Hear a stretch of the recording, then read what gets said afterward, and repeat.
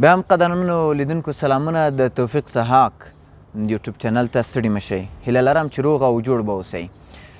ډېری کسان غواړي ډېرې ښې خبرې وکړي، ډېری کسان غواړي داسې یوه وینا وکړي چې خلک ته تاثیر لاندې راولي، ډېری کسان دا هیلې لري چې له خلکو سره په مناسب محیط کې ډېرې په زړه پورې خبرې ولري. څنګه پر ځان باور پیدا کړو، اعتماد په نفس ترلاسه کړو.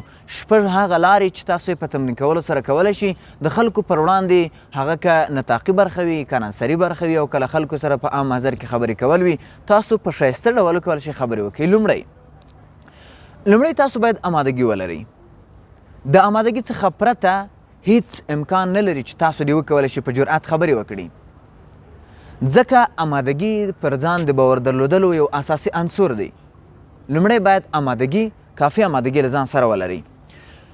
د نړۍ قوي ویناوال په اوسنۍ نړۍ کې د 5 دقیقو وینا کولو لپاره 50 دقیقې امادګي نیسي. اوس څنګه امادګي ونیسو تر څو مو اعتماد پر ځان ډیر شي؟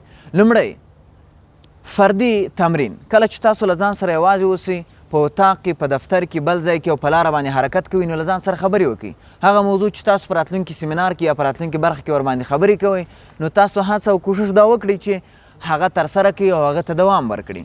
اما برخه تاسو د کمرې په مقابل کې او د ثبت یا ضبط په مقابل کې کولی شئ. کله چې تاسو غواړئ یوه خبره وکړئ، یو څه ترسره کړئ، نو تلفون د ریکارډ پر وړاندې کښېږدئ او همدارنګه ویډیو مخامخ وکړئ تر څو د دغه شیانو په مقابل کې ستاسو سره قدرت او وړتیا مو ډېره شي. درېیمه برخه تاسو کولی شئ د آینې په مقابل کې ودرېږئ.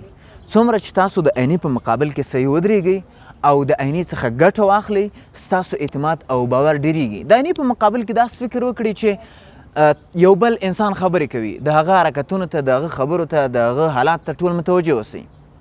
څلورم، تاسو د ملګرو او دوستانو پر وړاندې خبرې وکړئ. دوستان هم په مختلفو ډول دي. هغه دوستان چې ستاسو موافقت او بریالیتوب غواړي، د هغوی پر وړاندې که په صنف کې د ملګرو پر وړاندې تاسو خبرې ترسره کړئ. او څلورم، پنځم د عام محضر په مقابل کې خبرې ترسره کړئ تر څو مو دغه تمرینات په اساسي او صحیح ډول باندې وي. تر بیا ښې چارې ولرئ.